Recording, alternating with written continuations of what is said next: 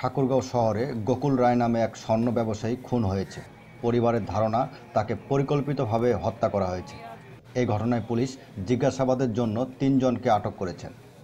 বৃহস্পতিবার রাত 12:15টার দিকে শহরের সিএম আইয়ুব বালিকা উচ্চ বিদ্যালয়ের পেছনে এই ঘটনা ঘটে। নিহত ওই স্বর্ণ ব্যবসায়ী জমিদারপাড়া এলাকার ধীরেন রায়ের ছেলে এবং সে পিয়া জুয়েলার্সের মালিক।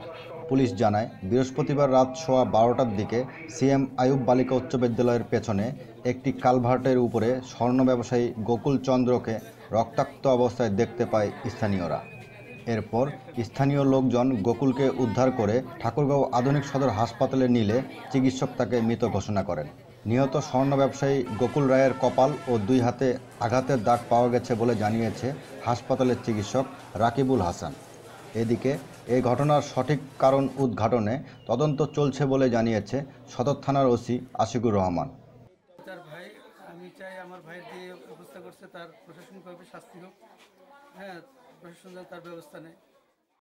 এই ঘটনার সুষ্ঠু তদন্ত ও অপরাধীদের দৃষ্টান্তমূলক শাস্তির দাবি জানিয়েছে নিহতের পরিবার।